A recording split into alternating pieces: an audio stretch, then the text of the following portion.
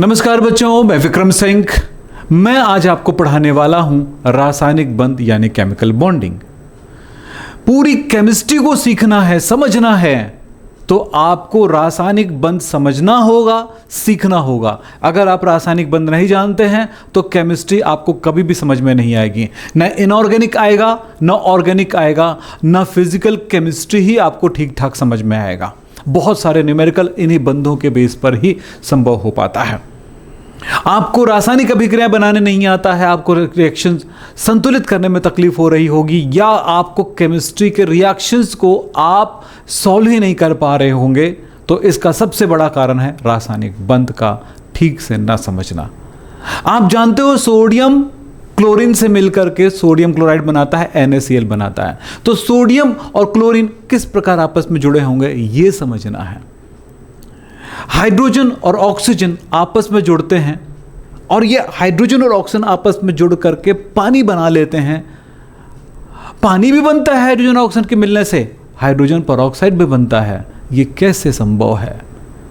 Sulphur और fluorine मिलने से SF2, SF4, SF6 भी बनता है, यानी 3 प्रकार की चीजें बनती है। ये कैसे संभव है? कैल्शियम ऑक्सीजन से रिएक्शन कर सकता है क्या? कैल्शियम हाइड्रोजन से रिएक्शन कर सकता है क्या? सोडियम हाइड्रोजन से रिएक्शन कर सकता है क्या?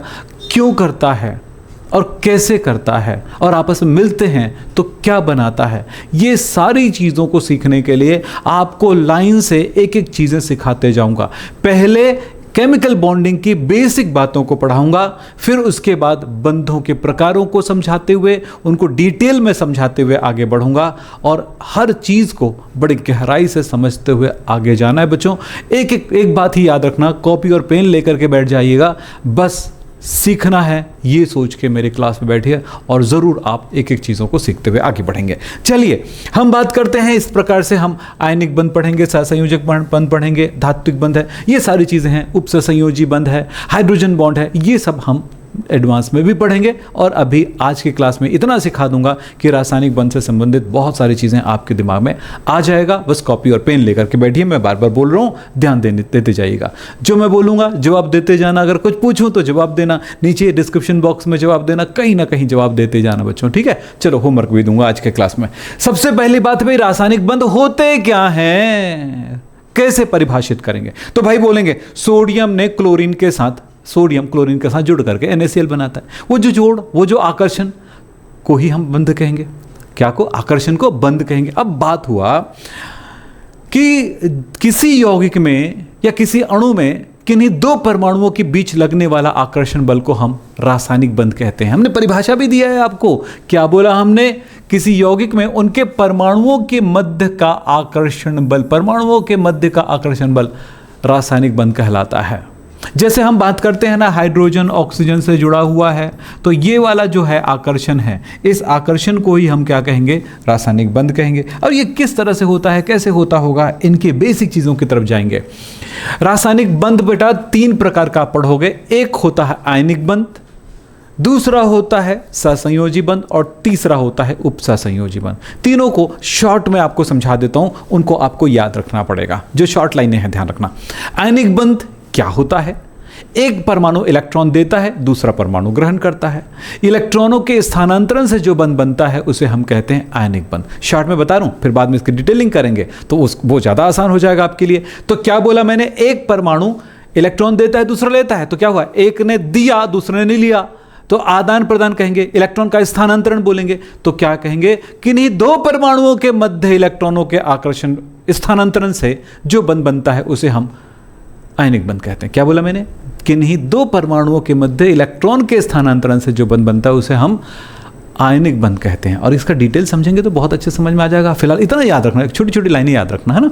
दूसरा सहसंयोजी बंध, कोवेलेंट बॉन्ड। यहां पर किन्हीं 2 परमाणुओं के मध्य इलेक्ट्रॉनों के साझेदारी से जो बंध बनता है उसे हम सहसंयोजी बंध कहेंगे। अब बात आता है उपसहसंयोजी बंध की। बात करते हैं उपसहसंयोजी बंध, जिसको कोऑर्डिनेट बॉन्ड कहते हैं, डेटिव बॉन्ड कहते हैं, उपसहसंयोजी बंध कहते हैं। उपसहसंयोजी बंध क्या होता है? किन्हीं भी 2 परमाणुओं के मध्य एक परमाणु का इलेक्ट्रॉन पेयर यानी पूरा का पूरा जोड़ा दूसरे परमाणु के साथ साझेदारी करता है। इसको कहते हैं हम लोग उपसंयोजी बंध, तो तीनों को याद रखिएगा। पहला आयनिक बंध, इलेक्ट्रॉन के स्थानांतरण के कारण बनने वाला बंध। सहसंयोजी बंध, इलेक्ट्रॉन के साझेदारी से बनने वाला बंध। ई माइनस मतलब इलेक्ट्रॉन। उपसंयोजी बंध, किसी एक परमाणु के इलेक्ट्रॉन युग्म, ध्यान रखिएगा, किसी एक परमाणु के इलेक्ट्रॉन युग्म द्वारा दूसरे परमाणु को इलेक्ट्रॉन युग्म के साथ साझेदारी, यानी बोला कि एक परमाणु का इलेक्ट्रॉन युग्म के द्वारा दूसरे परमाणु से साझा करना। इलेक्ट्रॉन युग्म का साझा, दोनों इलेक्ट्रॉन युग्म नहीं ले रहा है, एक का इलेक्ट्रॉन युग्म है और वो दूसरे परमाणु के साथ उनको मदद करता है और खुद का भी मदद करता है। तो इस तरह से क्या होता है, वो साझेदारी होती है। वो साझेदारी को समझेंगे। अब मैंने कहा ये तो शॉर्ट वाली लाइन हो गई, अब हम इसको लॉन्ग में पढ़ेंगे, डिटेल में पढ़ेंगे एक एक करके। अब हम सीखेंगे केमिकल बॉन्डिंग को समझने के लिए हमें कुछ छोटी छोटी चीज़ों की जानकारी चाहिए। वो है पहला Lewis dot symbol, Lewis dot संकेत। लुईस डॉट संकेत क्या है? किसी भी परमाणु के अंतिम कोश में उपस्थित इलेक्ट्रॉनों को डॉट के रूप में दर्शाना लुईस डॉट संकेत कहलाता है। यह करने के लिए, इनको ज्ञात करने के लिए, इसको समझने के लिए हमें क्या करना पड़ेगा? परमाणु के अंतिम कोश में कितने इलेक्ट्रॉन है, यह पता लगाना जरूरी होता है। तो इसके दो तरीके हैं, एक तो इलेक्ट्रॉनिक विन्यास के आधार पर, या फिर दूसरा तरीका है हम पीरियोडिक टेबल के आधार पर भी किसी परमाणु के अंतिम कोश में कितना इलेक्ट्रॉन है पहचान सकते हैं। तो चलिए सबसे पहले ये लेविस डॉट सिंबल बनाना सीखते हैं। जैसे मैं अगर बात करूं हाइड्रोजन, एग्जाम्पल देखता हूं बेटा, है ना। पहला एग्जाम्पल हाइड्रोजन। हाइड्रोजन का परमाणु क्रमांक कितना होता है? 1। तो आप इलेक्ट्रॉनिक विन्यास 1 लिखते हो, तो अंतिम कोश में कितना इलेक्ट्रॉन है? 1। तो हाइड्रोजन का लेविस डॉट सिंबल ये हुआ। अब एक इलेक्ट्रॉन को कहीं पे भी लगाइए हाइड्रोजन के संकेत के बाद। दूसरा देखें, ऑक्सीजन का एटॉमिक नंबर 8, तो क्या लिखोगे? 2, 6। अंतिम कोश में कितना? 6 इलेक्ट्रॉन है। तो ऑक्सीजन का लेविस डॉट सिंबल क्या हुआ? 6 इलेक्ट्रॉन के लिए। 1, 2, 3, 4, 5, 6। कार्बन को समझ लो। तीसरा मैं बताता हूँ, फिर उसके बाद समझ में आ जाएगा एकदम। अच्छा, ये इसके बाद समझ में आएगा। अब 2, 4, अंतिम कोश में कितना इलेक्ट्रॉन है? 4। तो इसका लेविस डॉट सिंबल क्या होगा? कार्बन, जिसका भी आप लेविस डॉट सिंबल बनाओगे उसका संकेत लिखोगे। जैसे यहां पर हमने हाइड्रोजन लगाया, यहां पर ऑक्सीजन लगाया। फिर उसके बाद अंतिम कोश में जो इलेक्ट्रॉन है उसे लगाओगे डॉट के रूप में। 4 इलेक्ट्रॉन का डॉट है, तो 1, 2, 3, 4। हमने 4 जगह पर ही फैलाना है, लेकिन 4 से ज़्यादा इलेक्ट्रॉन हो जाएगा तो पेयरिंग हो जाएगा। जैसे ऑक्सीजन को कैसे बताया मैंने? 6 इलेक्ट्रॉन है, तो 1, 2, 3, 4 जगह आ गया। और 5वां फिर पेयरिंग करेगा, यानी कि युग्मन करेगा, और फिर इस युग्मन करेगा। एक और बताता हूं आपको, चौथा नाइट्रोजन। नाइट्रोजन का एटॉमिक नंबर होता है 7, इलेक्ट्रॉनिक विन्यास होगा 2, 5। अब देखिए यहां पर अंतिम कोश में 5 इलेक्ट्रॉन है, तो करना क्या है? अंतिम कोश में उपस्थित इलेक्ट्रॉन को डॉट के रूप में दर्शाना है। तो यहां पर इसका लेविस डॉट सिंबल क्या होगा? Nitrogen 5 electron, 1, 2, 3, 4, 5।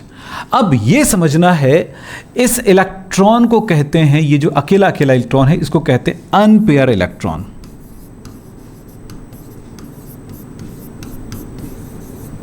यानी अयुग्मित electron.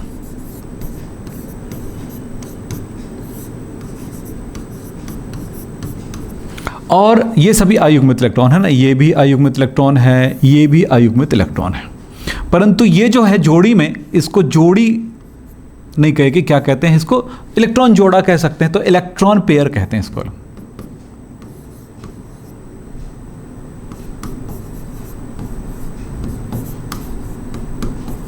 Pair of electron, pair of electron या अनपेयर, जो पेयर इलेक्ट्रॉन, इलेक्ट्रॉन पेयर भी कह सकते हो, या इसको कहते हैं युग्मित इलेक्ट्रॉन।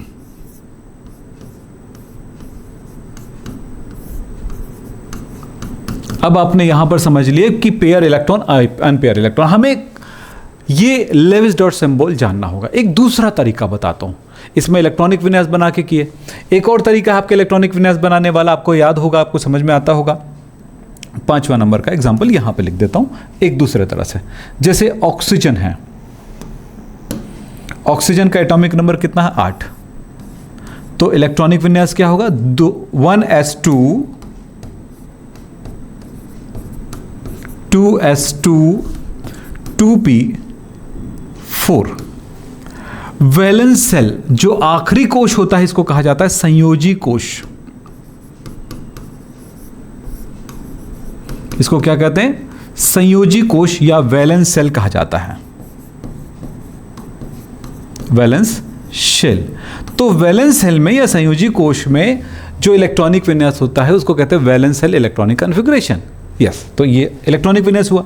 अब यहां पर देखो वैलेंस सेल में एस है, एस में कितना कक्षक होते हैं बेटा? एक ऑर्बिटल एक होता है। पी में कितना होता है? 3। ये लीजिए p x p y p z. 2 electron 1 2, 4 electron 1, ऐसे भरेंगे, एक एक करके भरेंगे, 1 2 3 और ये 4। अब क्या देख रहे हो? इसका लेविस डॉट सिंबल बनाऊंगा तो कैसे बनेगा? ऑक्सीजन हो गया, ये इलेक्ट्रॉन पेयर है, ये इलेक्ट्रॉन पेयर है और ये इलेक्ट्रॉन अलग अलग है, सिंगल सिंगल है। तो इस तरह भी आप बना सकते हो। आपको जो पसंद आता है करिए, शुरुआत तो केमिकल बॉन्डिंग का करना ही है, तो ऐसे कर सकते हैं। 2 तरीके हैं, आप हर किसी में कर सकते हो। ठीक है, ये तो हो गया आपका। तो एक इलेक्ट्रॉनिक विन्यास के आधार पर, कौन सा? पुराना वाला इलेक्ट्रॉनिक विन्यास के आधार पर, और एक है नया वाला इलेक्ट्रॉनिक विन्यास के आधार पर, यानी कि ऑर्बिटल के बेस पर। तो इस तरह से करिए, जो आता होगा वही करना। नहीं आता हो तो मुझे कमेंट बॉक्स में ज़रूर बताना कि सर ये वाला नहीं आता है। मैं आपके कमेंट जो करोगे उसमें रिप्लाई कर दूंगा और उसमें एक वीडियो शेयर कर दूंगा जिससे आपको इलेक्ट्रॉनिक विन्यास बनाने आ जाएगा। तो बिल्कुल मुझे जवाब देते जाना बेटा। अब एक काम आपको दे रहा हूँ 6, वो है इसी तरह से आप इलेक्ट्रॉनिक कॉन्फ़िगरेशन बनाना। क्लोरीन का एटॉमिक नंबर 17 है, इसका आपको क्या इलेक्ट्रॉनिक विन्यास बनाना है? किस तरह से? इस तरह से। ठीक है, और उसका लेविस डॉट सिंबल भी निकालना है। ये करके दिखाना मुझे, ठीक है? कमेंट बॉक्स में जरूर जवाब देना।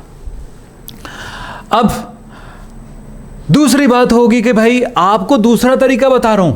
यहां पर देखिए पीरियोडिक टेबल है, आप जानते हैं। इसमें ये पहला ग्रुप है और ये दूसरा ग्रुप है, ये तीसरा ग्रुप है, सॉरी यहां पर तीसरा आएगा। ये तीसरा ग्रुप है, चौथा, 5वां, 6वां, 7वां, 8वां, 9, 10, 11, 12 और ये 13वां ग्रुप है। ये 13वां ग्रुप है। ये 14, 15, 16, 17, 18 ये है IUPAC के नियमानुसार ये ग्रुप बनाया गया है। पीरियोडिक टेबल में इतना ग्रुप है, यानी ये देखिए पहला ग्रुप ये कॉलम। अब इसी में ध्यान रखना, इसका ग्रुप नंबर इस तरह से, पुराने विधि में क्या थे? फर्स्ट ए, सेकंड ए, इस तरह भी लिखते हैं। ये थर्ड ए, बिल्कुल आसान है। 13वां, ये बीच वाला बी वाला में आ जाता है। ये पहला ए, दूसरा ए, तीसरा ए, चौथा A, fourth A, fifth A, sixth A, seventh A और ये है 8A। ये लीजिए। अब ये एक बात जानिएगा कि वैलेंस सेल में इलेक्ट्रॉन की संख्या कितनी होती है। तो देखिए पहले ग्रुप का है तो संयोजी कोश में कितना इलेक्ट्रॉन होगा? 1। इसके में 2। अब यहां पर देखना, ये 2 नंबर है ना, पुराना वाला ग्रुप नंबर वही है अंतिम कोश में उपस्थित इलेक्ट्रॉन। यहां पर इसके अंतिम कोश में होगा 3, इसके में 4, 5, 6, 7, 8। याद रखना जो ग्रुप नंबर है वही है। तो ये हम क्या बता रहे हैं इस जगह पे? क्या बता रहे हैं इस जगह पे? हम बता रहे हैं संयोजी इलेक्ट्रॉनों की संख्या। ये जो लिखा गया है संयोजी कोश इलेक्ट्रॉनों की संख्या को हम इन जगहों पर दिखा रहे हैं, आप देखिए बस। अब लेविस डॉट सिंबल बताते हैं आपको। लेविस डॉट सिंबल इधर वाले एलिमेंट में, इस ग्रुप के सभी तत्वों के अंतिम कोश में 1 इलेक्ट्रॉन है, तो ये वाला, तो इसका मतलब है इसमें जो एलिमेंट है मैंने M से दर्शाया तो 1 डॉट लगेगा। इसके वाले को भी M से दिखाया तो इसमें अंतिम कोश में 2 इलेक्ट्रॉन है तो 2 डॉट लगेगा। इसमें जो है उसके लिए आपको कितना लगेगा? 3 डॉट, क्योंकि 3 इलेक्ट्रॉन है। ये इसके चौथा ए वर्ग में यानी 14th ग्रुप एलिमेंट में 4 इलेक्ट्रॉन, तो इसमें लगेगा 4 इलेक्ट्रॉन। ये देखिए एकदम डायरेक्ट पता चलता है। यही बेसिक चीज़ है बेटा केमिकल बॉन्डिंग को समझने के लिए, पूरी केमिस्ट्री को समझने के लिए। इसको स्किप नहीं कर सकते अपने लाइफ से, याद रखना। केमिस्ट्री सीखना है तो ये ज़रूरी है। ये 5वां ए ग्रुप है, यानी कि अंतिम कोश में 5 इलेक्ट्रॉन है, मैंने लगाया 5। 1 2 3 4 5। ये छठवां ए ग्रुप है, यानी अंतिम कोश में 6 इलेक्ट्रॉन है, तो इसमें आएगा 6। 1 2 3 4 5 6। ये 7वां ए ग्रुप है, तो इसके अंतिम कोश में 7 इलेक्ट्रॉन होगा, तो 1 2 3 4 5 6 7, आप नोट कर सकते हैं इसको। और इसके बाद ये है 8वां ग्रुप, तो M 8 इलेक्ट्रॉन, 1 2 3 4 5 6 7 8, देखो 8 इलेक्ट्रॉन हुआ। यह है लेविस डॉट सिंबल। मतलब ये हुआ, अगर मैं कुछ एग्जाम्पल करना चाहूं तो कैसे करूंगा? एग्जाम्पल यहीं पे बना देता हूं, एग्जाम्पल देखिए इस जगह पे बना रहा हूं कुछ एग्जाम्पल्स ना, ध्यान रखना। जैसे अगर मैं हाइड्रोजन को लूं तो हाइड्रोजन के अंतिम कोश में कितना इलेक्ट्रॉन है पता चलेगा। हाइड्रोजन यहां पे है तो फर्स्ट ए ग्रुप में का एलिमेंट है, तो अंतिम कोश में 1 इलेक्ट्रॉन है ना, 1 डॉट लगेगा, ये याद रखना, 1 डॉट कहीं भी लगाइए। दूसरा एग्जाम्पल देखें, चलो मान लेते हैं मैंने सिलिकॉन का बनाना। सिलिकॉन किस ग्रुप में है? 4th ए ग्रुप में है, यानी अंतिम कोश में 4 इलेक्ट्रॉन है, 4 डॉट लगेंगे। तो सिलिकॉन में 1 2 3 4। और एक आध एग्जाम्पल देख लें। हाँ, डी ब्लॉक एलिमेंट्स में अभी कुछ मत करिए, इससे रिलेटेड बातें जो है डी ब्लॉक एलिमेंट जब पढ़ेंगे तो स्पेशली सिखाई जाती है, क्योंकि एस और पी ब्लॉक को समझ गए तो डी ब्लॉक इजी हो जाएगा, ये सब इजी हो जाएगा। लेकिन डी ब्लॉक में पहले घुस गए ना तो ये सब समझना मुश्किल हो जाएगा और ये भी समझना मुश्किल हो जाएगा। इसीलिए हम पहले एस और पी ब्लॉक को अच्छे से समझाते हैं और उसके बाद बंद समझ में आ जाता है, और जब बंद समझ में आ गया तो किसी भी ग्रुप को आसानी से समझ सकते हैं। तो चलें यहाँ पर बात करते हैं। चलो कोई भी एक एलिमेंट ले लेते हैं। चलिए क्लोरीन ही ले लेता हूँ, तो क्लोरीन नहीं ब्रोमीन ले लेता हूँ। चलो ब्रोमीन, क्योंकि क्लोरीन आप कर लेंगे।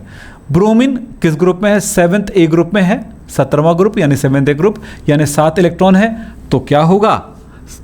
ये हो गया ब्रोमीन Br 7 इलेक्ट्रॉन, 1 2 3 4 5 6 7। आपने क्या सीखा कि यहां पर आप ग्रुप वाइज अगर मैं आपसे कहूं तो आप बता सकेंगे, अगर पीरियड टेबल याद है तो। हमने याद करवाया है, आपको इसका भी ट्रिक भेज दूंगा, जैसे जैसे कमेंट करेंगे ना वैसे वैसे वीडियोस भेज दूंगा मैं आपको।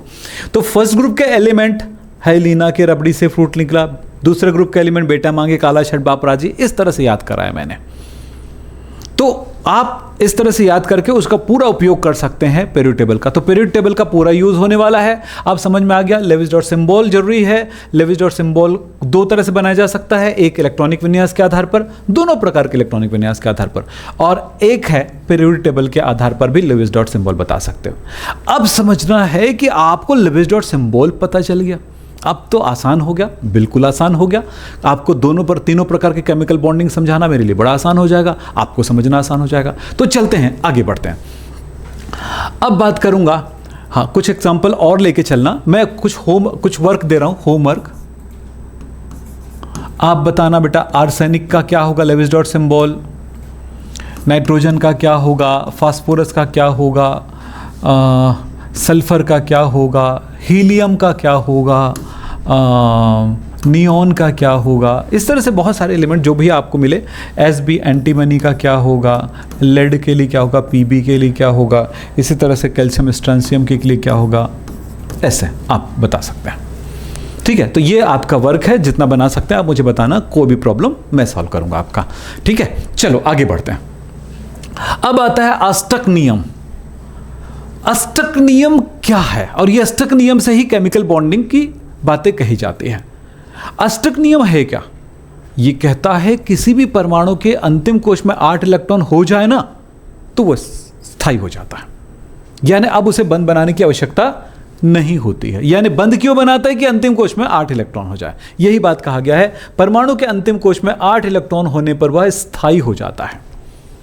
यानी परमाणु बंद इसलिए बनाती हैं कि अंतिम कोश में 8 इलेक्ट्रॉन हो जाए, चाहे वो लेके हो, चाहे दे के हो, या साझेदारी करके हो। तो इसके लिए क्या करेगा वो यहां पर करेगा। अब ये इस तरह से जितने भी अक्रिय गैसें हैं उनमें अष्टक पूर्ण होता है। चलो देखते हैं कैसे। आप बात करते हैं यहां पे कुछ एग्जांपल। प्रत्येक तत्व अपना अष्टक पूर्ण करना चाहती है। अब चलो समझते हैं। जैसे अक्रिय गैसों में कौन आता है? नियॉन। नियॉन का परमाणु क्रमांक है 10, इलेक्ट्रॉनिक विन्यास क्या होगा? 2 8। अंतिम कोश में 8 इलेक्ट्रॉन हो गया, चेक कर लीजिए। यानी इसका अगर मैं लेविस डॉट सिंबल बताऊं तो क्या होगा बेटा? नियॉन के अंतिम कोश में 8 इलेक्ट्रॉन, 1 2 3 4 5 6 7 8, अपना अष्टक पूर्ण करिए। दूसरा देखें, अगर मैं सोडियम की बात करूं तो सोडियम का परमाणु क्रमांक 11 होता है। कितना होगा? 2 8 1। अष्टक पूर्ण करने के लिए क्या कर सकता है? देखिए यहां पर क्लोरीन परमाणु क्रमांक 17, 2 8 7। अब देखो इसके अंतिम कोश में एक इलेक्ट्रॉन है, यह अष्टक पूर्ण करने के लिए अगर एक इलेक्ट्रॉन दान कर दे तो फिर 2 8 हो जाएगा, यानी अष्टक पूर्ण हो जाएगा, अंतिम कोश 8 हो जाएगा। क्योंकि ये निकल गया तो यही बचा अंतिम कोश। अभी बात करेंगे और डिटेल में।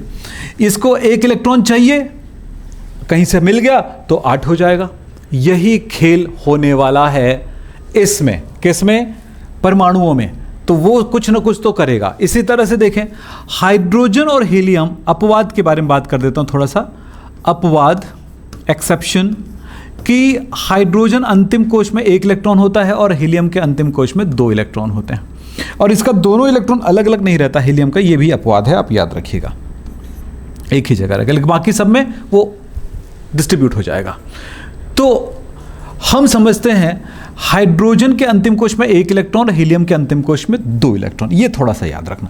ये 2 पूरा करना चाहता क्योंकि हीलियम उसके नज़दीक है। देखिए यहां पर लिखा हुआ है हाइड्रोजन को, देखिए हाइड्रोजन के अक्री गैस है, उसका नज़दीक वाला हीलियम है। बाकी दुनिया का सारे एलिमेंट के नज़दीक वाले एलिमेंट की तरह होना चाहता है, और उसके लास्ट सेल में 8 इलेक्ट्रॉन होने की कोशिश करेगा। बस ये इतना हुआ आपका बेस, और ये बेस क्लियर तो आप समझते हैं डिटेल्स बंधों के प्रकार के बारे में। तो ये समझ में आया कि अक्री गैसों के अंतिम कोश में 8 इलेक्ट्रॉन होते हैं हीलियम को छोड़ करके। तो अपने नजदीक वाले परमाणु की तरह, यानी अक्री गैसों की तरह, वो सारे परमाणु में क्या होना चाहती है? अष्टक पूर्ण करना चाहती है, उसके समान इलेक्ट्रॉनिक विन्यास बनाना चाहती है। तो क्या करेंगे? संयोजकता, हाँ ये हो गया। अब पढ़ते हैं बेटा, अगला एक पॉइंट है, वो है संयोजकता। संयोजकता यानी बंध बनाने की क्षमता। कोई परमाणु इलेक्ट्रॉन दान करना चाहता है, कितना दान करेगा? कोई परमाणु इलेक्ट्रॉन ग्रहण करना चाहता है, कितना ग्रहण करेगा? या साझा करना है तो कितना करेगा? वही उसकी संयोजकता है। यानी किसी परमाणु के द्वारा बंध बनाने की क्षमता को हम उसकी संयोजकता कहते हैं। तब इसको परिभाषित करते समय ये लाइन बोलते हैं, किसी भी परमाणु के द्वारा जितने इलेक्ट्रॉन दान या ग्रहण या साझेदारी की जाती है, उतने इलेक्ट्रॉनों की संख्या को ही हम उसकी संयोजकता कहते हैं। यानी वो 1 बंध बनाता है, 2 बंध बनाता है, 3 बंध बनाता है, 4 बंध बनाता है, ये बात उसकी संयोजकता कहलाती है। क्या बोला? किसी परमाणु के द्वारा अष्टक पूर्ण करने के लिए या किसके लिए? बंध बनाने के लिए जितने इलेक्ट्रॉन दान ग्रहण या साझा करती है, उसे हम उसकी संयोजकता कहते हैं। अब इसी संयोजकता को समझेंगे कि संयोजकता आप कैसे कैलकुलेट करोगे। संयोजकता कैलकुलेट करने के 2 महत्वपूर्ण तरीका बता रहा हूं, ध्यान से सुनिएगा। संयोजकता कैलकुलेट करने का तरीका अयुग्मित इलेक्ट्रॉनों की संख्या। अब मैं कुछ एग्जांपल आपको बताता हूं, ध्यान देना। या अर्धपूरित कक्षकों की संख्या। चलो इसी बात को मैं लेके चलता हूं। उदाहरण, जैसे मैं पहला एग्जांपल ले रहा हूं, सोडियम। परमाणु क्रमांक कितना है? 11। इलेक्ट्रॉनिक विन्यास कितना है? 2 8 1। अब देखो इसका लेविस डॉट सिंबल क्या है? अभी आपने सीखा, इसके अंतिम कोश में 1 इलेक्ट्रॉन है, 1 डॉट लगेगा। तो इसमें अयुग्मित इलेक्ट्रॉन कितना है? तो संयोजकता कितनी होगी? संयोजकता अंतिम कोश में 1 इलेक्ट्रॉन है, अयुग्मित इलेक्ट्रॉन की नहीं है, बस 1, इसकी संयोजकता 1। दूसरा एग्जांपल देता हूं आपको, ऑक्सीजन एटॉमिक नंबर 8, इलेक्ट्रॉनिक विन्यास 2 6।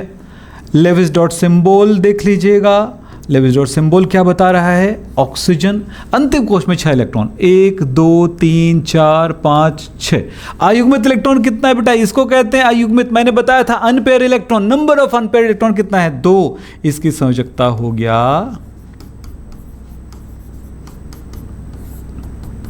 2। अब चलते हैं आगे।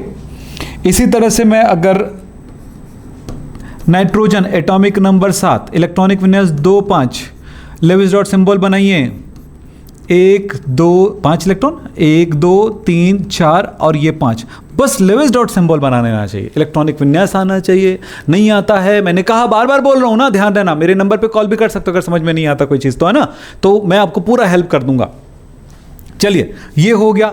अंतिम कोश में 3 इलेक्ट्रॉन है, देखिए अयुग्मित 3, इसको नहीं काउंट करेंगे, ये युग्मित है। भाई जिसकी शादी हो गई है वो क्यों शादी करेगा भाई? तो यहां पर बंध बनाना एक तरह की शादी, बंधन। शादी भी तो बंधन है ना, दो परिवार के बीच में, दो लोगों के बीच में। तो वैसे ही यहाँ पर कौन करता है, जो कुंवारे होते हैं वो शादी करते हैं, और अगर जो शादीशुदा वो करे तो इलीगल हो जाता है, आपको पता होगा बात। तो वही बात कह रहा हूँ, यहाँ पर लीगल काम करना है, लीगल ये है, ये अयुग्मित। तो यहाँ पर ये अयुग्मित अयुग्मित अयुग्मित 3 है, तो 3 इसकी संयोजकता हो गई। संयोजकता या बैलेंसी कितना हो गया बेटा, 3 बार ये बंध बनाएगा, ये बंध बनाएगा, ये बंध बनाएगा। बात यही समझ में आता है। बंध बनाने के लिए कितने इलेक्ट्रॉन हमारे पास हैं, कौन, अयुग्मित इलेक्ट्रॉन। ये तरीका हुआ। इसी तरह से चौथी बात कह देते हैं, एक आध एग्जांपल और लेते हैं। चलो सल्फर को देखते हैं। सल्फर का परमाणु क्रमांक 16 होता है, 1s2 2s2 2, अच्छा ऐसे नहीं, तुम्हारा सरल तरीके वाला बता देता हूँ ना, ऐसे डायरेक्ट वाला। 2 8 6, अंतिम कोश में 6 इलेक्ट्रॉन। सल्फर 1 2 3 4, एक एक करके 4 जगह भर गया। अगला 5 6, ये 2 युग्मित हो गए, 2 अयुग्मित। बस देखना जोड़ी वाला नहीं है, तो जोड़ी वाला ये 2 नहीं है, तो इसकी संयोजकता हो गई 2। तो ये सरल संयोजकता निकाली जाती है बेटा जी। अब मजेदार बात और बताऊंगा आगे जाकर के, देखते जाइएगा। ये हो गया, हमने बेसिक चीज इस चैप्टर के लिए, इस टॉपिक के लिए पढ़ लिया। अब बड़ा आसान होने वाला है, तो चलो देखते हैं आगे। आयनिक बंध। आयनिक बंध क्या होता है? इसको विद्युत संयोजी बंध भी कहते हैं। तब हमने एक लाइन कहा था, याद होगा आपको, क्लास की शुरुआत में हमने कहा था, इलेक्ट्रॉनों के स्थानांतरण से जो बंध बनता है उसे हम आयनिक बंध कहते हैं। यस, तो किन्हीं 2 परमाणुओं के मध्य इलेक्ट्रॉन के स्थानांतरण से बनने वाले बंध को हम आयनिक बंध कहते हैं।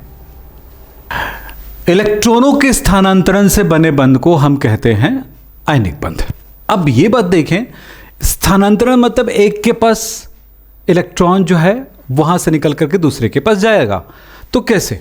तो यहां पर हम इन बातों को करते हैं।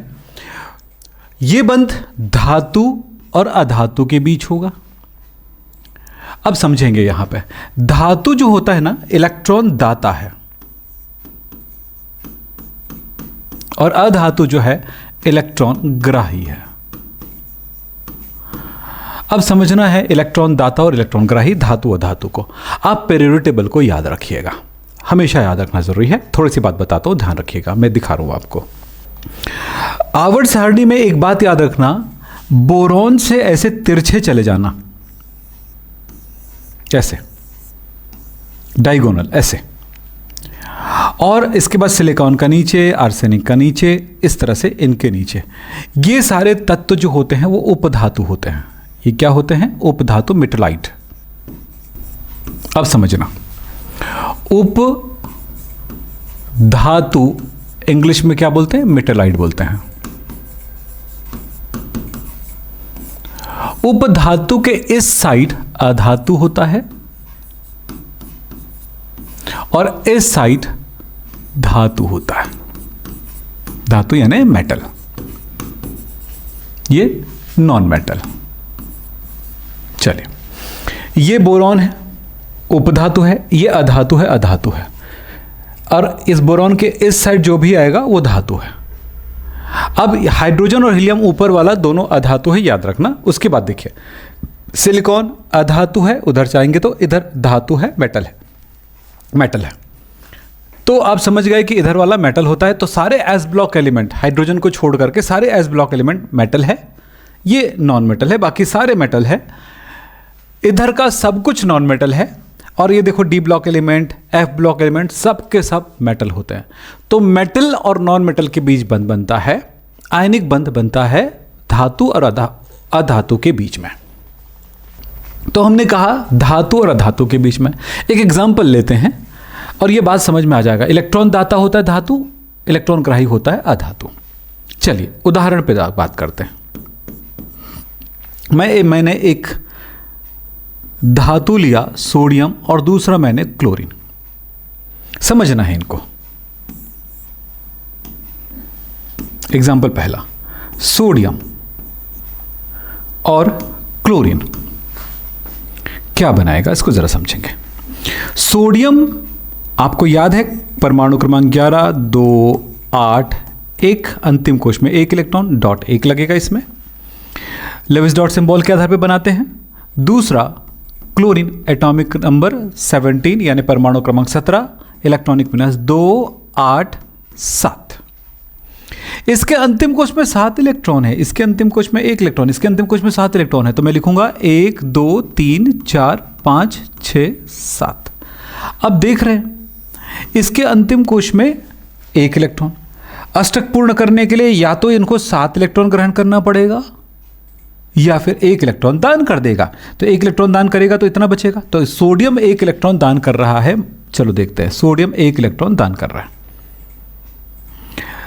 तो अब इलेक्ट्रॉनिक विन्यास क्या हुआ, 2 8 हो गया। 1 इलेक्ट्रॉन निकलता है कोई परमाणु तो उस पर चार्ज आता है 1+, आ गया 1+। 2 इलेक्ट्रॉन निकलता है तो 2+ होता, ये हो गया, तो ये बन गया। अब ये इलेक्ट्रॉनिक विन्यास देखो, अंतिम कोश में 8 इलेक्ट्रॉन हो गया।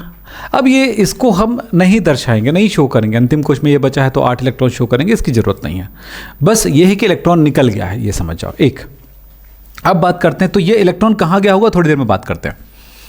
दूसरा, क्लोरीन के बारे में बात करें, क्लोरीन के अंतिम कोश में 7 इलेक्ट्रॉन है, बस 1 इलेक्ट्रॉन इसको मिल जाए तो अष्टक पूर्ण हो जाएगा।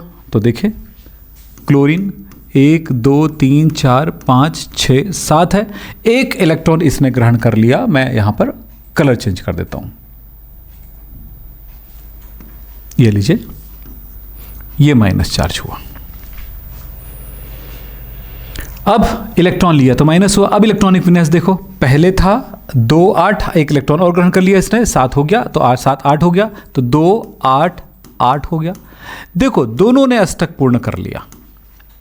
अब हुआ क्या होगा जरा सोचिए, सोडियम ने अपना 1 इलेक्ट्रॉन इस क्लोरीन को दिया, यही मतलब हुआ, इलेक्ट्रॉन दिया तो प्लस, लिया तो माइनस। अब इन दोनों में देखो बेटा विद्युत आ गया है, बिजली आ गई है, ये प्लस और ये माइनस, तो प्लस और माइनस एक दूसरे को आकर्षित कर लेगा। अब ये आकर्षण हुआ,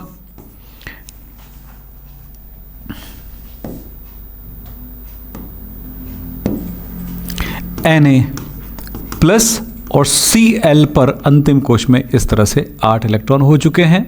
और इस इलेक्ट्रॉन को दिखाने के लिए आप ऐसा क्रॉस जैसा भी दिखा सकते हो, जो आया इलेक्ट्रॉन को दिखाने के लिए, और ये माइनस, ये बन गया, फाइनली बन गया ये NaCl। एक Na और एक Cl के मिलने से बन गया NaCl। हाँ, अब देखिए जो धन आवेश वाला बना हुआ है ना, ये परमाणु है सोडियम, ये परमाणु है क्लोरीन, जबकि ये क्या चीज है, सोडियम आयन कहलाएगा। ये धन आयन बनाया, इस धन आयन को क्या कहेंगे, सोडियम आयन। इस जगह पर ये सोडियम परमाणु है, ये क्लोरीन परमाणु है, और इस जगह पर ये क्लोरीन। जब भी परमाणु पर माइनस चार्ज आता है तो उसमें IDE लगाते हैं, नाम हो जाएगा, ये ऋणायन है,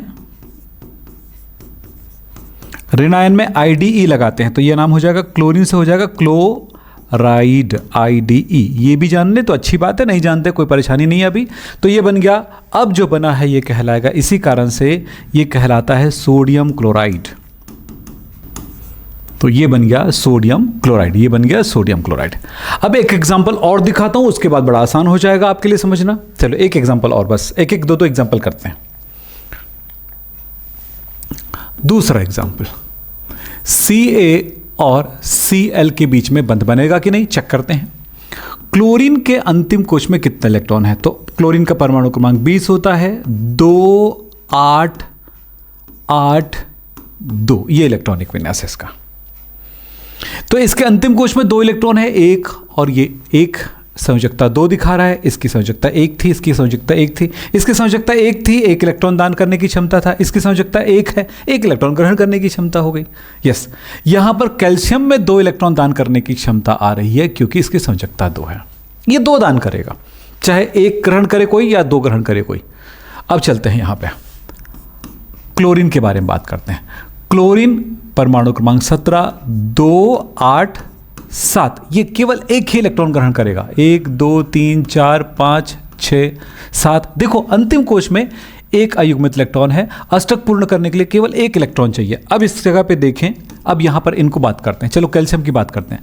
कैल्शियम दोनों इलेक्ट्रॉन दान करेगा, यस, तो 2+ चार्ज आ गया। क्लोरीन के बारे में बात करते हैं, 1 ही इलेक्ट्रॉन ग्रहण करेगा ना, क्योंकि 8 पूरा करने के लिए 1 इलेक्ट्रॉन चाहिए। ये 8 पूरा करने के लिए 2 इलेक्ट्रॉन दान करता है, 2 इलेक्ट्रॉन दाता है, ये दान करेगा, पॉजिटिव आयन आया, ये एक इलेक्ट्रॉन ग्रहण करेगा। तो क्लोरीन के अंतिम कोश में 1 2 3 4 5 6 7 हुआ, लेकिन एक इलेक्ट्रॉन ग्रहण करेगा। चलिए, एक इलेक्ट्रॉन ग्रहण किया तो इसमें -1 चार्ज आ गया। अब दो दान करेगा ही करेगा, ये एक इलेक्ट्रॉन ही ग्रहण करेगा। अब ये एक बार में एक ही इलेक्ट्रॉन एक क्लोरीन को दान कर सकता है, आप देख रहे हो। तो दूसरे इलेक्ट्रॉन के लिए दूसरा क्लोरीन चाहिए, ये लीजिए, ये लीजिए, तो ये इलेक्ट्रॉन आ गया इसके पास। तो इस कारण से हमें 2 क्लोरीन की आवश्यकता होती है। तो हम यहां पर कहेंगे क्या, ये 2 क्लोरीन मिल गया। इस तरह से फाइनली क्या हुआ, एक कैल्शियम के साथ Cl के अंतिम कोश में ये आ गया और ये एक इलेक्ट्रॉन लिया था उसने, और इस तरह से माइनस, ये 2 बार क्लोरीन आया। तो हम इसको लिख सकते हैं फाइनली CaCl2। तो हमने देखा ऐसे लिखना है तो ऐसे लिखो, या फिर आप नहीं लिखना चाहते ऐसे 2 बार क्लोरीन तो आप लिख सकते हो 2। हम आपको एक बात और बता देते हैं, जब भी कोई फार्मूला बनता है, इसकी संयोजकता 2 है, क्लोरीन की संयोजकता 1 है, तो ये इसका 2 संख्या हो गया और इसकी 1 संख्या हो गई। तो आप बताओ Ca क्लोरीन की संयोजकता 1 है तो हमें 1 कैल्शियम लगा, क्लोरीन संयोजकता 2 है तो हमें 2 क्लोरीन, ऐसे। तो ये भी बताता है, संयोजकता पता चल जाए तो हमने इस तरह से क्या हुआ, इलेक्ट्रॉन दान करने पर कितनी संयोजकता ये पता चल गया, ये ग्रहण करने पर कितनी संयोजकता ये पता चल गया। इस तरह की एक संयोजकता, इसकी 1 कैल्शियम लगेगा, इसकी 2 संयोजकता यानी हमें 2 क्लोरीन लगेगा, ये पता चलता है। 2 क्लोरीन। हम इस तरह से कई बार प्रैक्टिस करते जाएंगे बेटा, तो बात समझ में आते जाएगा। एक ही बार में आप समझने की हर चीज़ की कोशिश मत करा करें, थोड़ा प्रैक्टिस करा करें, थोड़ी मेहनत करेंगे तो आप सीखते जाएंगे। और बात करता हूँ, यहाँ पर उसी सोडियम और क्लोराइड वाली बात बताया है कि यहाँ पर भैया पहले में 2 इलेक्ट्रॉन होता है, इसके में 8 इलेक्ट्रॉन होता है इस तरह से, और फिर 1 2 3 4 5 6 7, ये 8, और फिर अंतिम में 1 इलेक्ट्रॉन होता है, ये बताया। इसके में भी होता है 2 8 7, इसके बीच यहाँ पर 8 इलेक्ट्रॉन होगा, 1 2 3 4 5 6 7 8, और फिर इसमें 1 2 3 4 5 6 7 इलेक्ट्रॉन, इस तरह से। तो एकदम परफेक्ट तो फिगर नहीं है, पर आपको यह समझाने की कोशिश किया कि सोडियम ने इसको इलेक्ट्रॉन दिया। हम इस तरह से भी दिखाना चाहें तो दिखा सकते हैं। सोडियम के अंतिम कोश में जो 1 इलेक्ट्रॉन होता है उसे वह क्लोरीन को दे देता है, क्योंकि क्लोरीन के अंतिम कोश में 7 इलेक्ट्रॉन होता है। इस तरह से दोनों के अंतिम कोश में 8 इलेक्ट्रॉन हो जाते हैं, एक सोडियम धन आयन बनता है, एक क्लोराइड ऋण आयन बनता है, दोनों एक दूसरे के साथ आकर्षित हो जाते हैं। ये बात यहाँ पर बताई गई है। सहसंयोजी बंध, कोवेलेंट बॉन्ड, इलेक्ट्रॉन के साझेदारी से बने बंध को हम सहसंयोजी बंध कहते हैं। यहां पर क्या होने वाला है, सहसंयोजी बंध जब किन्हीं 2 परमाणुओं के मध्य इलेक्ट्रॉनों का साझा होता है तो सहसंयोजी बंध बनता है। अब यह तभी हो सकता है जब एक दान करने वाला एक ग्रहण करने वाला हो। तो भाई एक ने दान कर दिया, धन आयन बन गया, एक ने ग्रहण कर लिया, ऋण आयन बन गया, आयनिक बंध बन गया। लेकिन सहसंयोजी बंध कब बनता है, जब दोनों ही परमाणुओं को इलेक्ट्रॉन की आवश्यकता होती है, और इलेक्ट्रॉन की आवश्यकता उस परमाणु या उस तत्व को होता है जो अधातु है। तो अधातुओं को इलेक्ट्रॉन की आवश्यकता होती है। तो यहां पर याद रखना, दोनों ही परमाणु अधातु होंगे, दोनों को इलेक्ट्रॉन की आवश्यकता होगी। तो सहसंयोजी बंध कौन बनाता है, आपको वो जो पीरियोडिक टेबल दिखा था ना, ऐसे है ना तिरछा, तो बोरॉन के उस पार यानी जो इस लाइन के उस पार बनते हैं वो सारे अधातु हैं, और अधातुएं आपस में बंध बनाती है, तो उसमें होता है सहसंयोजी बंध। तो कुछ एग्जांपल्स पे आप बात करेंगे। चलिए, जैसे 2 क्लोरीन परमाणु को लिख लेते हैं।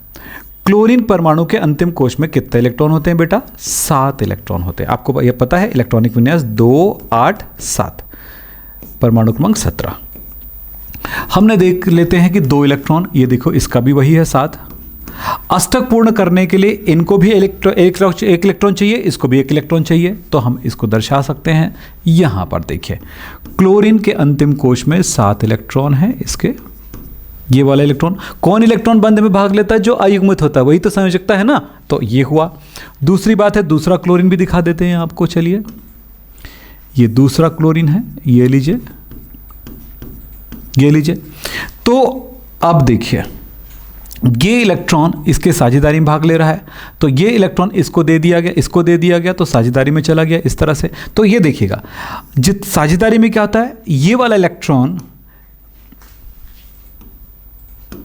ये वाला इलेक्ट्रॉन इस क्लोरीन के पास चला गया और ये वाला इलेक्ट्रॉन इस क्लोरीन का यहाँ पर जो इलेक्ट्रॉन था ये यहाँ पे आ गया। अब ये दोनों के लिए हो गया, इसके लिए भी हो गया और ये इसके लिए भी हो गया।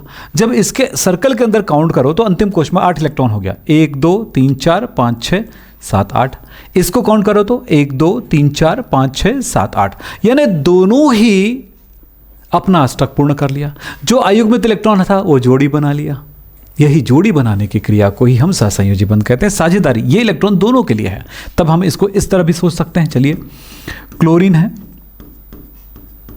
ये इलेक्ट्रॉन और दूसरा क्लोरीन है ये अयुग्मित इलेक्ट्रॉन, ये दोनों ही साझेदारी कर रहे हैं। इसको हम एक लाइन से दर्शा सकते हैं इस तरह से, या फिर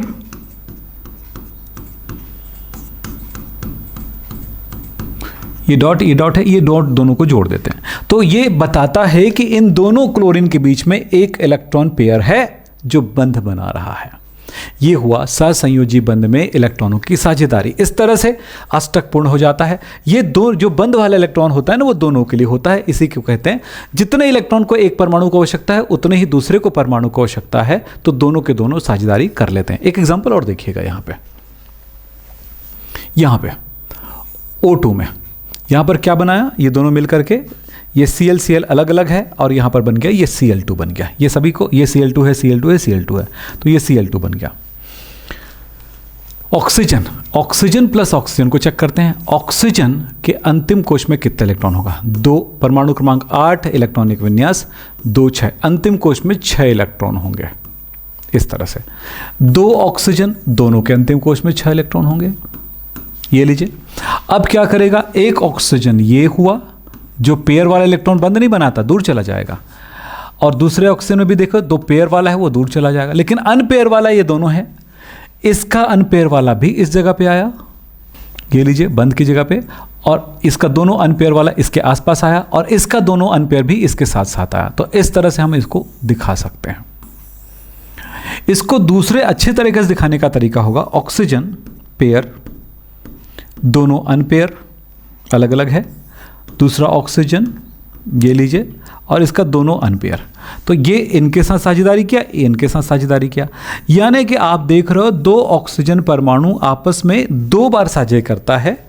इसका 2 इलेक्ट्रॉन साझे में भाग ले रहा है, इसका भी 2 इलेक्ट्रॉन साझे में भाग ले रहा है, जो कि अनपेयर है, और इस तरह से बंधन हो गया। अब काउंट करो तो 8 इलेक्ट्रॉन हो गया, 2 2 4 और ये देखो 4 8 हो गया, इसमें भी 4 और ये 4 8, तो ऐसे ही अष्टक हो जाता है। तो यहाँ पर 2 इलेक्ट्रॉन पेयर में। अब इसको काउंट भी करना, इसमें अष्टक है कि नहीं चेक करो, 1 2 3 4, ये लाइन पे 2 इलेक्ट्रॉन है, तो 2 2 4 और 2 6 और ये 2 8, इस तरह से दोनों ऑक्सीजन में 8 इलेक्ट्रॉन हो जाते हैं। इस तरह के बंधन सहसंयोजी बंधन कहलाता है। और एक एग्जाम्पल देख लेते हैं, ये जैसे जल का बनना, पानी का बनना, उसको दिखा देता हूँ। हाइड्रोजन और ऑक्सीजन को जोड़ते हैं।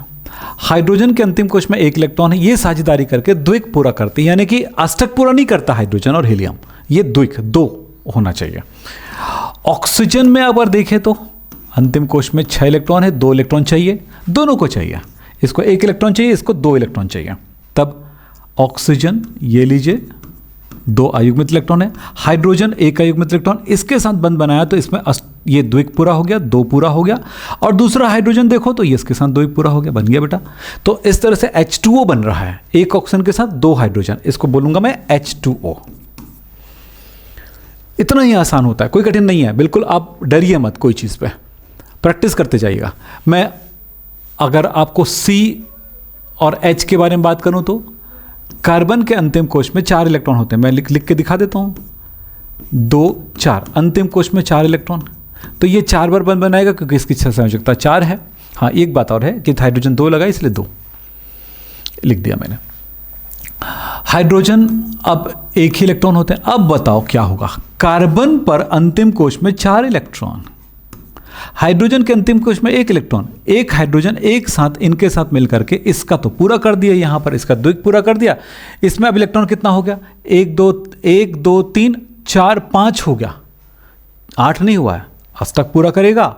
और हाइड्रोजन ये लो अष्टक पूरा किया, और हाइड्रोजन ये अष्टक पूरा किया, और हाइड्रोजन ये अष्टक पूरा किया, सॉरी अष्टक पूरा नहीं किया, द्विक पूरा किया हाइड्रोजन का द्विक पूरा करते हुए चला, और देखो कार्बन में 8 हो गया, 1 2 3 4 5 6 7 8, ये कार्बन के लिए काउंट है। हाइड्रोजन के लिए 2 1 2 1 2 ऐसे करके, ठीक है। तो इस तरह से ये सहसंयोजी बंध को दिखा रहा है। अगर आप और भी एग्जांपल लेना चाहो C और Cl के बीच में, तो देखो कार्बन के अंतिम कोश में 4 इलेक्ट्रॉन होते हैं, आपको पहले ही पता चल गया है, और क्लोरीन के अंतिम कोश में 7 है।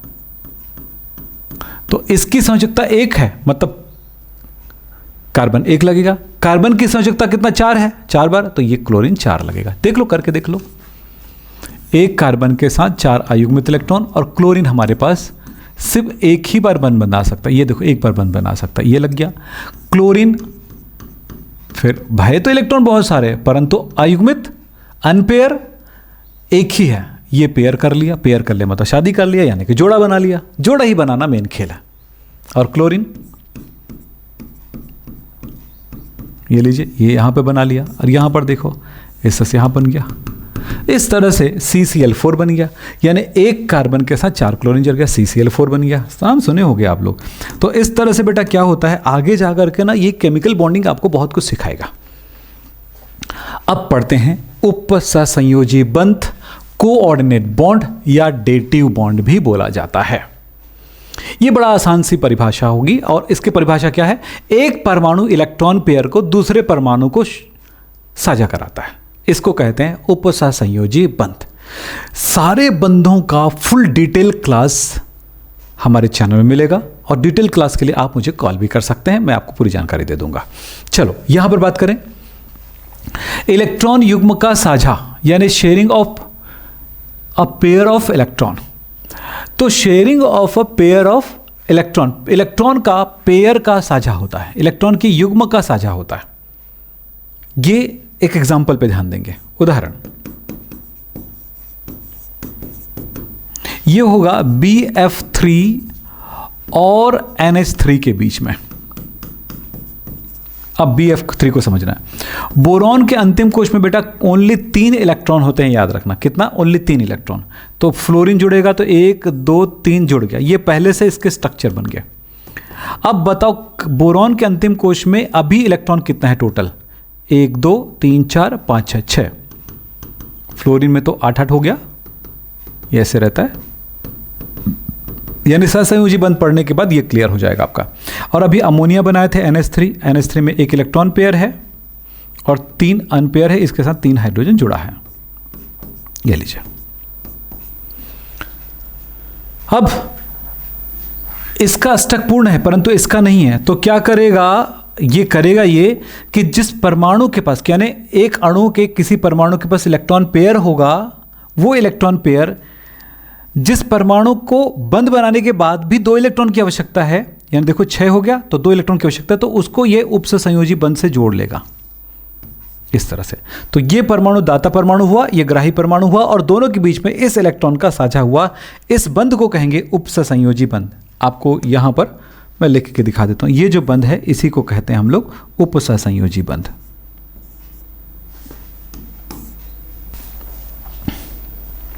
तो इसी प्रकार से हम बहुत सारी चीज़ों को हम लोग बहुत गहराई से पढ़ते हैं और उनको सीखते हैं। आज की क्लास बहुत लंबी ना हो जाए, इसलिए हमने पूरी कोशिश किया है कि चीज़ों को सिखाएं, समझाएं, लेकिन थोड़ा समय भी बचाते हुए आपको पढ़ाएं।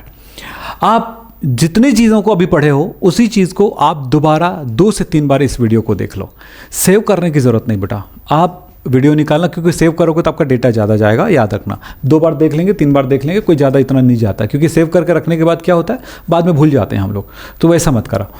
अब दूसरा काम करो, आप इस वीडियो को, इसका लिंक सेव करके रख लो, भले आपके कहीं व्हाट्सअप या कहीं पर लिंक सेव करके रख लो और उसको देख लो 2-3 बार। एक बात बोलूँगा, ये जो पढ़ाया मैंने इसको 2 से 3 बार आप प्रैक्टिस करो, आप बहुत अच्छे से केमिकल बॉन्डिंग सीख जाओगे।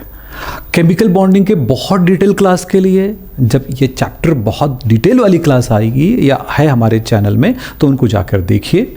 और अगर आपको नहीं मिल रही हैं तो हमें कॉल करें, हम आपको जवाब दे देंगे कि कैसे वीडियोस आपको मिल जाएंगे। और केमिस्ट्री को बहुत अच्छे से पढ़ना है, बहुत अच्छे सीखना है, तो आपको केमिकल बॉन्डिंग सीखना ज़रूरी है।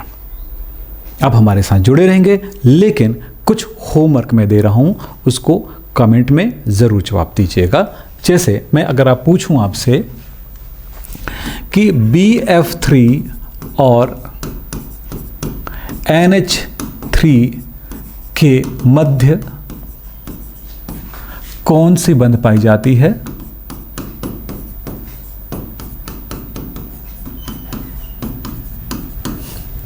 बंध का प्रकार। दूसरा, बोरॉन की संयोजकता कितनी है?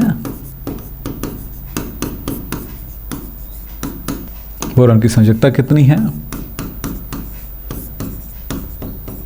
चलो कमेंट बॉक्स में जवाब दो। कार्बन नहीं, यहां पर मैं लिखूंगा सल्फर तथा फ्लोरीन के मध्य किस प्रकार का बंध बनेगा?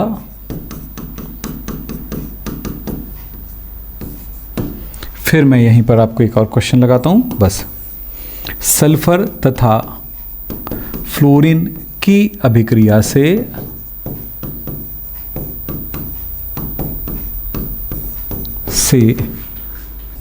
कौन सा यौगिक बनता है? कौन सा यौगिक बनता है? अब एक बात फाइनली बताना चाहूंगा, जिन यौगिकों में आयनिक बंध होते हैं उसे हम आयनिक यौगिक कहते हैं, यानी आयनिक कंपाउंड। जिन यौगिकों में सहसंयोजी बंध होता है उन्हें सहसंयोजी यौगिक कहते हैं, और जिनमें उपसहसंयोजी बंध होता है उनको उपसहसंयोजी यौगिक कहते हैं। उपसहसंयोजी यौगिकों का बहुत डिटेल क्लास हमारे पास यानी कोऑर्डिनेशन केमिस्ट्री क्लास 12th में आपको मिलने वाला है। तो बच्चों हर चीज़ सीख के जाइए ताकि आपको ऑर्गेनिक, इनऑर्गेनिक और सारी चीज़ें आसान हो जाए।